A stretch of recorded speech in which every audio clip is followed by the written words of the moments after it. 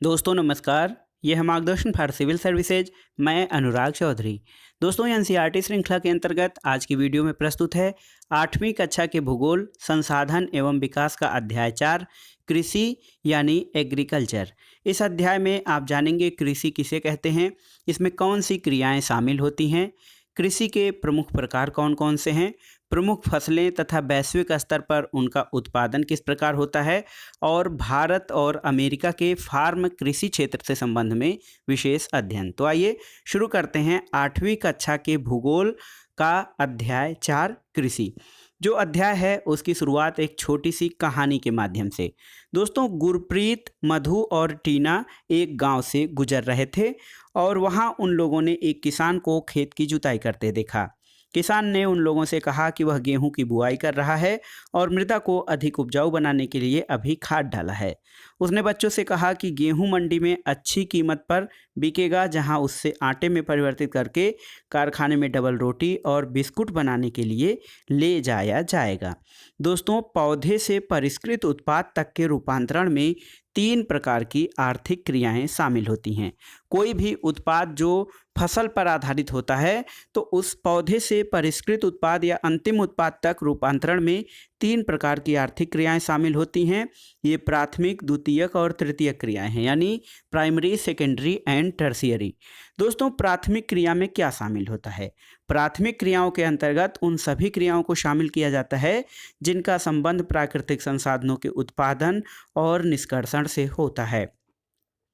कृषि, मत्स्यन और संग्रहण इनके अच्छे उदाहरण हैं। दोस्तों प्राथमिक क्रियाओं में कृषि, मत्स्यन यानी मछली पालन और उनको पकड़ना तथा संग्रहण इसके उदाहरण हैं। द्वितीयक क्रियाएं वे होती हैं जो इन संसाधनों के प्रसंस्करण या प्रोसेसिंग से संबंधित होती हैं, जिसमें इस्पात विनिर्माण, डबल रोटी पकाना और कपड़ा बुनना इन क्रियाओं के उदाहरण हैं। तृतीयक क्रियाएं या टर्शियरी जो एक्शंस होते हैं वो प्राथमिक और द्वितीयक क्षेत्र को सेवा कार्यों द्वारा सहयोग प्रदान करते हैं, जैसे यातायात, व्यापार, बैंकिंग, बीमा और विज्ञापन। ये सभी तृतीयक क्रियाओं के उदाहरण हैं। तो दोस्तों आपने सामान्य ढंग से समझ लिया कि 3 प्रकार की जो क्रियाएं होती हैं प्राथमिक, द्वितीयक और तृतीयक, ये क्या होती हैं और इनके उदाहरण क्या होते हैं। दोस्तों कृषि को अगर जो देखा जाए, जिस अध्याय का हम अध्ययन कर रहे हैं कृषि या एग्रीकल्चर, यह एक प्राथमिक क्रिया है और फसलों, फलों, सब्जियों, फूलों को उगाना और पशुओं का पालन इसमें शामिल है। यानी कृषि क्षेत्र के अंतर्गत खेती करना, फल फूल और सब्जियों को उगाने के साथ साथ पशुओं को पालने का जो कार्य है वो प्राथमिक क्रियाओं में शामिल होता है। दुनिया में 50% लोग कृषि से संबंधित क्रियाओं में संलग्न होते हैं और भारत की 2/3 जनसंख्या अब तक कृषि पर निर्भर है। दोस्तों कृषि को जो है वो अंग्रेजी में एग्रीकल्चर कहा जाता है और आप इस महत्वपूर्ण फैक्ट से जान सकते हैं कि एग्रीकल्चर शब्द की उत्पत्ति लैटिन भाषा के शब्दों एगर या एग्री, जिसका अर्थ मृदा होता है, और कल्चर जिसका अर्थ होता है खेती या जुताई करना, इससे होता है। तो मृदा की जुताई या खेती करने से एग्रीकल्चर शब्द की उत्पत्ति हुई है। दोस्तों खेती के लिए कुछ आवश्यक दशाएं होती हैं। इसमें मुख्य रूप से अनुकूल स्थलाकृति, मृदा और जलवायु कृषि क्रियाकलाप के लिए अनिवार्य होते हैं। जिस भूमि पर फसलें उगाई जाते हैं कृषिगत भूमि कहलाती है। और आप आगे एक मानचित्र में देख सकते हैं कि कौन से क्षेत्र, दुनिया के कौन से क्षेत्र ऐसे हैं जहां पर कृषि या खेती करने के लिए उपयुक्त परिस्थितियां पाई जाती हैं। तो देखिए ये दुनिया का मानचित्र है और यहाँ पर जो हरा भाग है, देखिए यहाँ पे जो हरा भाग है वो कृषि के लिए बहुत ही महत्वपूर्ण क्षेत्र है। देखिए अगर जो आप भारत का अध्ययन करेंगे तो भारत के लगभग संपूर्ण भाग को हरे कलर से दिखाया गया है, जहां पर कृषि की उपयुक्त दशाएं हैं। चीन के पूर्वी भाग में, यूरोप के पश्चिमी भाग में, उत्तर अमेरिका का जो पूर्वी क्षेत्र है वहाँ पर, इसी प्रकार अफ्रीका के कुछ क्षेत्रों में जो है कृषि की परिस्थितियाँ, अनुकूल जलवायु, स्थलाकृति आदि उपलब्ध है। जैसे आप जानते हैं कि जो पठारी क्षेत्र हैं, समुद्र वाले क्षेत्र हैं, इसके अलावा रेगिस्तान जो हैं वहाँ पर कृषि की उपयुक्त दशाएं नहीं पाई जाती हैं, इसलिए दुनिया के सभी क्षेत्रों में कृषि नहीं की जा सकती है। दोस्तों ये देखिए ब्लैक बॉक्स में या बॉक्स के अंतर्गत आपको दिया गया है फैक्ट जानने के लिए, क्या आप जानते हैं, यानी डू यू नो। दोस्तों जो हैं कुछ शब्द हैं जैसे agri plus culture, sericulture, pisci plus culture, viticulture और हार्टिकल्चर। तो ये खेती के विभिन्न प्रकार हैं। एग्रीकल्चर, तो एग्रीकल्चर इसका अर्थ कृषि होता है। इसमें मृदा की जुताई, फसलों को उगाना, पशुपालन का विज्ञान, इसे खेती करना भी कहते हैं। तो एग्रीकल्चर इसको खेती कहते हैं। सेरीकल्चर, दोस्तों सेरीकल्चर का अर्थ रेशम उत्पादन से होता है। इसके अंतर्गत रेशम के कीटों का वाणिज्यिक रूप से पालन करना और कृषक की आय में पूरक हो सकता है। पीसीकल्चर जो कि मत्स्य पालन से संबंधित है, इसमें विशेष रूप से निर्मित तालाबों और पोखरों में मछली का पालन किया जाता है। वीटीकल्चर जिसे द्राक्षा कृषि या अंगूर की खेती की जाती है, तो वीटीकल्चर के अंतर्गत याद रखिएगा अंगूरों की खेती की जाती है। और हार्टिकल्चर या उद्यान विज्ञान, इसमें वाणिज्यिक उपयोग के लिए सब्जियों, फूलों और फलों को उगाया जाता है। अब आइए देखते हैं कृषि तंत्र या एग्रीकल्चर सिस्टम। दोस्तों खेती को एक तंत्र के रूप में देखा जा सकता है। इसमें कुछ महत्वपूर्ण निवेश या इनपुट होते हैं जैसे बीज, उर्वरक, मशीनरी और श्रमिक। जुताई, बुआई, सिंचाई, निराई और कटाई इसकी प्रमुख संक्रियाएं हैं। और इस तंत्र के निर्गतों के अंतर्गत फसल, ऊन, डेयरी और कुक्कुट उत्पाद आते हैं। देखिए यहाँ पर चित्र के माध्यम से कृषिगत भूमि की कृषि पद्धति के बारे में दिखाया गया है कि किस प्रकार से फसल खेती की जुताई की जाती है, उसमें जो है बीजों की बुआई की जाती है और जो वो उग आते हैं तो उन पर कई प्रकार के रसायनों का छिड़काव किया जाता है और मशीनरी की प्रक्रिया द्वारा जो है फसल का उत्पादन होता है। इसके अलावा भौतिक निवेश इसमें क्या होता है दोस्तों, भौतिक निवेश में सूर्य का प्रकाश, वर्षा, तापमान, मृदा और ढाल जो है बहुत ही महत्वपूर्ण होता है। मानवीय निवेश के अंतर्गत देखा जाए तो जो है श्रम सबसे महत्वपूर्ण है। उसके बाद उसका भंडारण किया जाता है, उसमें मशीनरी और भंडारण के लिए रसायनों का जो प्रयोग है जैसे खाद, बीज, कीटनाशक, इन सब का प्रयोग बहुत ही महत्वपूर्ण होता है। दोस्तों कृषि के प्रकार कौन कौन से हैं इसके बारे में जानते हैं। दुनिया में कृषि भिन्न भिन्न तरीकों से की जाती है। दोस्तों कृषि अनेक प्रकार से की जाती है और यह भौगोलिक दशा, उत्पाद की मांग, श्रम और प्रौद्योगिकी के स्तर के आधार पर जो है आधारित होती है। इस आधार पर देखा जाए तो कृषि दो प्रकार से वर्गीकृत की जाती है, एक निर्वाह कृषि और वाणिज्यिक कृषि। दोस्तों निर्वाह कृषि जो है अपने केवल जीवन यापन के लिए की जाती है, लेकिन वाणिज्यिक कृषि लाभ प्राप्त करने के उद्देश्य से की जाती है। निर्वाह कृषि क्या है तो दोस्तों निर्वाह कृषि कृषक परिवार की आवश्यकताओं को पूरा करने के लिए की जाती है और पारंपरिक रूप से कम उपज प्राप्त करने के लिए निम्न स्तरीय प्रौद्योगिकी और पारिवारिक श्रम का उपयोग इसमें किया जाता है। निर्वाह कृषि को पुनः गहन निर्वाह कृषि और आदिम निर्वाह कृषि में वर्गीकृत किया जा सकता है। तो गहन निर्वाह कृषि क्या है दोस्तों, गहन निर्वाह कृषि जो होती है इसमें किसान एक छोटे भूखंड पर साधारण औजारों और अधिक श्रम से खेती करता है। अधिक धूप वाले दिनों में जो है वो जलवायु और उर्वर मृदा वाले खेत में एक वर्ष से अधिक फसलें उगाई जाती हैं और चावल यहाँ की मुख्य फसल होती है। अन्य फसलों में गेहूँ, मक्का, दलहन और तिलहन शामिल है। गहन निर्वाह कृषि जो है वो दक्षिणी पूर्वी और पूर्वी एशिया के सघन जनसंख्या वाले मानसूनी प्रदेशों में प्रचलित है। आदिम निर्वाह कृषि क्या है तो आदिम निर्वाह कृषि में स्थानांतरित कृषि और चलवासी पशुचारण शामिल होते हैं। दोस्तों जैविक कृषि क्या होती है तो ये एक तथ्य आपके लिए दिया गया है। जैविक कृषि ऐसी खेती होती है जिसमें रासायनिक खादों और रासायनिक कीटनाशकों का प्रयोग नहीं किया जाता है। रासायनिक खादों और कीटनाशकों के स्थान पर जैविक खाद और प्राकृतिक पीड़कनाशकी का उपयोग किया जाता है। फसलों का उत्पादन बढ़ाने के लिए कोई आनुवांशिक रूपांतरण इसमें नहीं किया जाता है और ये जो कृषि है ये मृदा के लिए और संपोषणी कृषि के लिए तथा मानव स्वास्थ्य के लिए और आगे की पीढ़ियों के लिए भी बहुत ही महत्वपूर्ण और आवश्यक है और पूरी दुनिया में आज जैविक कृषि की बात की जा रही है। दूसरी कृषि स्थानांतरित कृषि। तो दोस्तों स्थानांतरित कृषि अमेजन बेसिन के सघन वन क्षेत्रों, उष्णकटिबंधीय अफ्रीका, दक्षिण पूर्व एशिया और उत्तर पूर्वी भारत के भागों में प्रचलित है। ये जो भाग होते हैं भारी वर्षा और वनस्पति के तीव्र पुनर्जनन वाले क्षेत्र हैं, यानी इन क्षेत्रों में, जिन क्षेत्रों में स्थानांतरित कृषि प्रचलित है वहाँ पर भारी वर्षा होती है और वनस्पतियों का तेजी से यहाँ पर जो है उत्पन्न होते हैं और फैलाव होता है। वृक्षों को काटकर जलाकर भूखंड को साफ किया जाता है, तब राख को मृदा में मिलाया जाता है और मक्का, रतालू, आलू और कसावा जैसी फसलों को उगाया जाता है। भूमि की उर्वरता की समाप्ति के बाद वह भूमि छोड़ दी जाती है और कृषक नए भूखंड पर चला जाता है। स्थानांतरित कृषि को कर्तन एवं दहन कृषि के रूप में जाना जाता है। कर्तन मतलब काटना, दहन मतलब जलाना। दोस्तों, क्या आप जानते हैं स्थानांतरित कृषि विश्व के विभिन्न भागों में अलग अलग नाम से जानी जाती है। स्थानांतरित कृषि का एक नाम है झूम खेती या झूमिंग, ये उत्तर पूर्वी भारत में प्रचलित है। मिल्पा मैक्सिको में, रोका ब्राज़ील में और लदांग जो है वो मलेशिया में स्थानांतरित कृषि का नाम है। इसके अलावा चलवासी पशुचारण। दोस्तों, सहारा के अर्धशुष्क और शुष्क प्रदेशों में, मध्य एशिया और भारत के कुछ भागों में जैसे राजस्थान और जम्मू कश्मीर में चलवासी पशुचारण प्रचलित है। ऐसे में किसान क्या करते हैं, तो ऐसे में जो कृषि होती है वो पशुचारक अपने पशुओं के साथ चारे और पानी के लिए एक स्थान से दूसरे स्थान तक निश्चित मार्गों से घूमते हैं और इस प्रकार की गतिविधि जलवायु बाधा और भूभाग की प्रक्रिया से उत्पन्न होती है।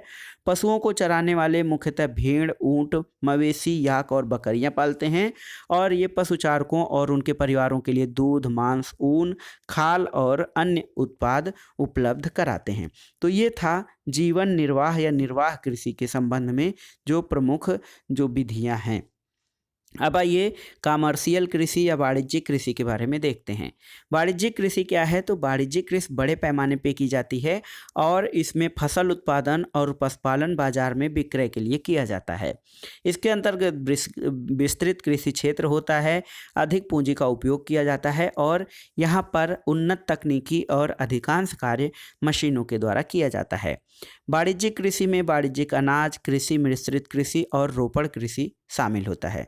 वाणिज्यिक अनाज कृषि क्या होता है, तो दोस्तों ये फसलें वाणिज्यिक उद्देश्य से उगाई जाती हैं। गेहूं और मक्का सामान्य रूप से उगाई जाने वाली फसलें हैं। उत्तर अमेरिका, यूरोप और एशिया के शीतोष्ण घाट के मैदान वाणिज्यिक अनाज कृषि के प्रमुख क्षेत्र हैं और ये क्षेत्र सैकड़ों हेक्टेयर के बड़े फार्मों से युक्त विरल आबादी वाले क्षेत्र हैं। अत्यधिक ठंड वर्धन काल को प्रभावित करती है और केवल एक ही फसल उगाई जा सकती है। मिश्रित कृषि या मिक्स फार्मिंग क्या है, दोस्तों मिश्रित कृषि में भूमि का उपयोग भोजन और चारे की फसलों को उगाने और पशुधन पालन के लिए किया जाता है। यानी मिश्रित कृषि वो होती है जिसमें कृषि या फसलों के उत्पादन के साथ साथ पशुपालन भी किया जाता है और ये प्रक्रिया यूरोप, पूर्वी संयुक्त राज्य अमेरिका, अर्जेंटीना, दक्षिण पूर्वी ऑस्ट्रेलिया, न्यूजीलैंड और दक्षिण अफ्रीका में प्रचलित है। इसके अलावा रोपण कृषि क्या है, दोस्तों वाणिज्यिक कृषि का एक प्रकार रोपण कृषि है। यहाँ पर चाय, कहवा, काजू, रबर, केला अथवा कपास की एकल फसल उगाई जाती है। इसमें बड़े पैमाने पर श्रम और पूंजी की आवश्यकता पड़ती है। दोस्तों रोपण कृषि में जो उत्पाद का प्रसंस्करण होता है वो खेतों पर या निकट के कारखानों में किया जाता है और इस प्रकार की कृषि में परिवहन जाल के विकास की अनिवार्यता होती है। रोपण कृषि के मुख्य क्षेत्र विश्व के उष्णकटिबंधीय प्रदेशों में पाए जाते हैं और मलेशिया में रबर, ब्राज़ील में कहवा, भारत और श्रीलंका में चाय इसके कुछ प्रमुख उदाहरण हैं। अब आइए देखते हैं प्रमुख फसलों के बारे में। दोस्तों बढ़ती हुई जनसंख्या की आवश्यकताओं को पूरा करने के लिए अनेक प्रकार की फसलें उगाई जाती हैं। फसलें कृषि आधारित उद्योगों के लिए कच्चे माल की आपूर्ति भी करती हैं। गेहूं, चावल, मक्का और बाजरा प्रमुख खाद्य फसलें हैं। जूट और कपास रेशेदार फसलें हैं। चाय और कहवा मुख्यतः पेय फसलों में आती हैं। चावल के बारे में आइए जानते हैं। दोस्तों चावल दुनिया की मुख्य खाद्यान्न फसल है और यह उष्णकटिबंधीय और उपोष्णकटिबंधीय क्षेत्रों का मुख्य आहार भी है और चावल के लिए उच्च तापमान, अधिक आर्द्रता और वर्षा की आवश्यकता होती है। यह फसल चीका युक्त जलोढ़ मृदा जिसमें जल रोकने की क्षमता हो, इसमें सर्वोत्तम ढंग से बढ़ती है। चीन चावल उत्पादन में अग्रणी है। इसके बाद भारत, जापान, श्रीलंका और मिस्र का स्थान आता है अनुकूल जलवायु दशाएं जैसे पश्चिमी बंगाल और बांग्लादेश में एक वर्ष में 2 से 3 चावल की फसलें उगाई जा सकती हैं। दूसरी मुख्य खाद्यान्न फसल है गेहूं। गेहूं के वर्धन काल में मध्यम तापमान और वर्षा और शस्य कर्तन यानी फसल की कटाई के समय तेज धूप की आवश्यकता होती है। इसका विकास जो है दोमट मृदा में सर्वोत्तम ढंग से होता है।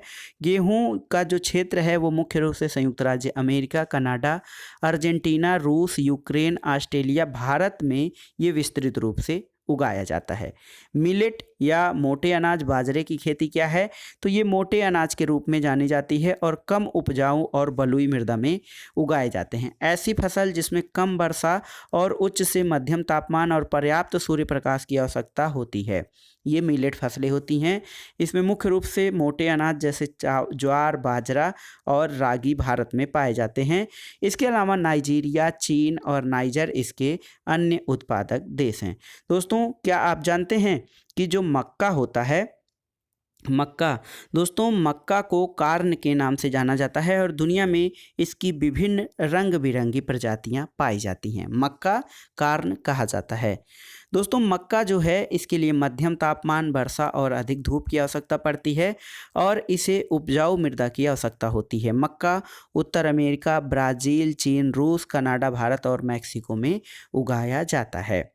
कपास दोस्तों, कपास की वृद्धि के लिए अत्यधिक उच्च तापमान, हल्की वर्षा, 200 से 210 पाला रहित दिन और तेज चमकीली धूप की आवश्यकता होती है।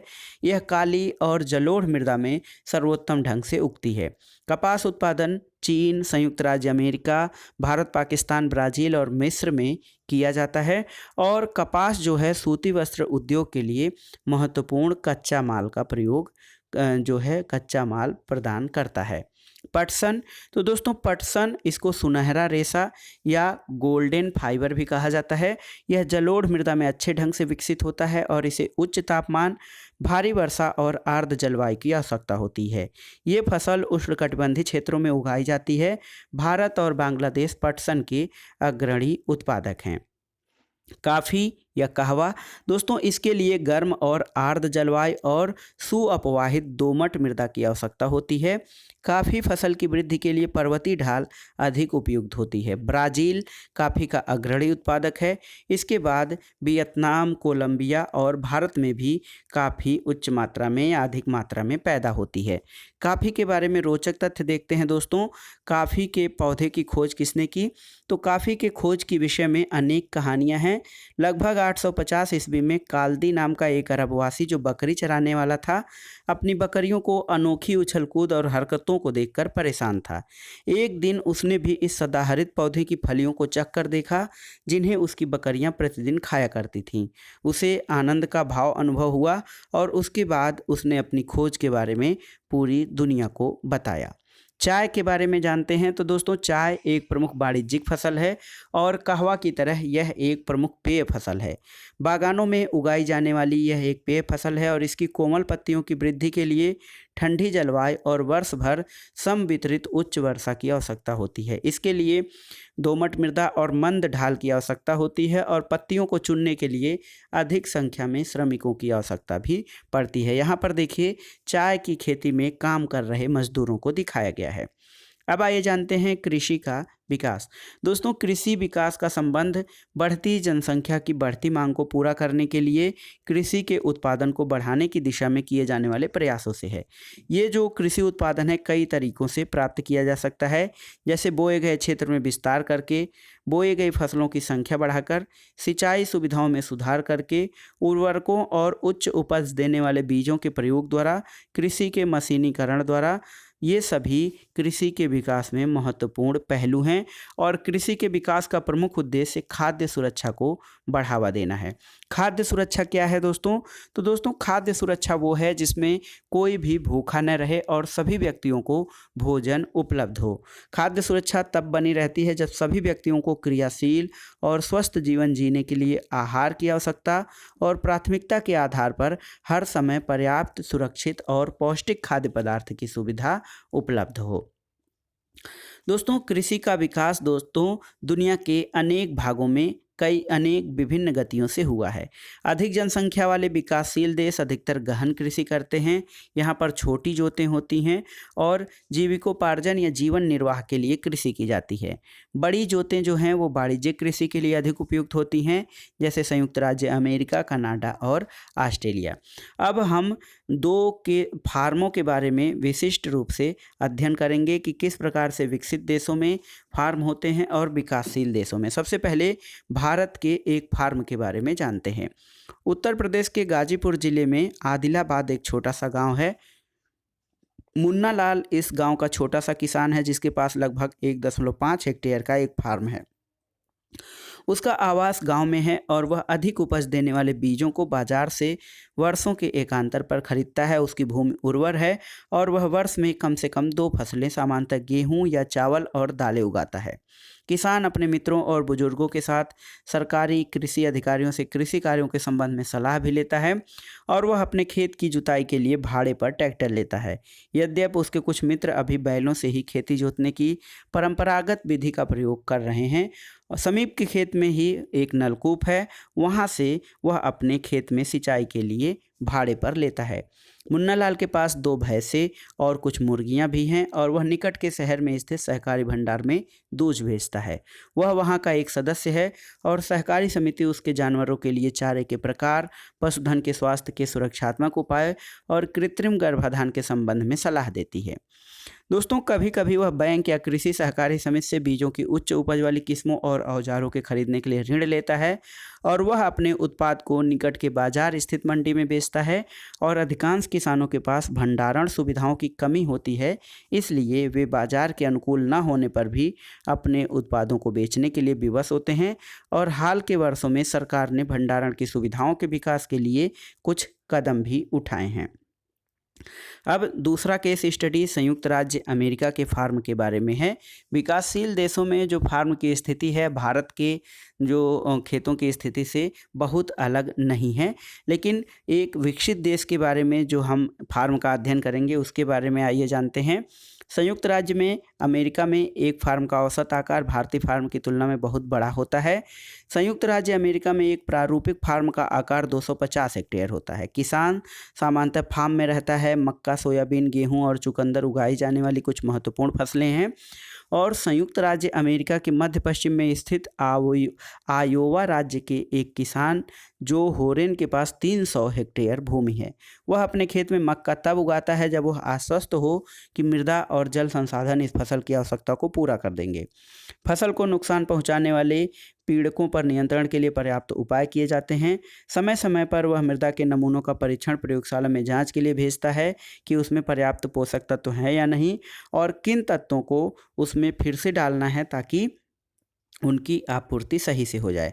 दोस्तों उसका कंप्यूटर उपग्रह से जुड़ा हुआ है जो उसे उसके खेत की यथार्थ तस्वीर देता है और यह रासायनिक उर्वरकों और पीड़कनाशकों का आवश्यकता अनुसार प्रयोग करने में उसकी मदद करता है। वह ट्रैक्टर, बीज बोने की मशीनें, समतलक, संयुक्त हार्वेस्टर और थ्रेसर का उपयोग कृषि संबंधी विविध संक्रियाओं में करता है। अनाज स्वचालित अन्न भंडार में संग्रहित किए जाते हैं या बाजार अभिकरणों यानी मार्केट एजेंसियों में भेजे जाते हैं। संयुक्त राज्य अमेरिका में किसान एक व्यवसायी की तरह काम करता है, न कि एक खेतीहर किसान की तरह। तो दोस्तों आपने भारत और अमेरिका के फार्म के अध्ययन के द्वारा समझ लिया कि विकासशील और विकसित देशों में जो फार्म या खेती की स्थिति है वो किस प्रकार की होती है। तो ये था 8वीं कक्षा के भूगोल, 8वीं कक्षा की एनसीईआरटी भूगोल का अध्याय 4 कृषि। इसमें आपने देखा कृषि क्या है, इसके प्रकार कौन से हैं, प्रमुख फसलें और वैश्विक स्तर पर उनका वितरण किस प्रकार से किया गया है। दोस्तों वीडियो आपको कैसा लगा हमें कमेंट बॉक्स में ज़रूर बताइएगा। इस प्रकार के अन्य ज्ञानवर्धक वीडियो के लिए हमारे चैनल से जुड़े रहें। वीडियो को लाइक करें, शेयर करें और इस चैनल मार्गदर्शन फॉर सिविल सर्विसेज को सब्सक्राइब करें। वीडियो देखने के लिए धन्यवाद दोस्तों, नमस्कार।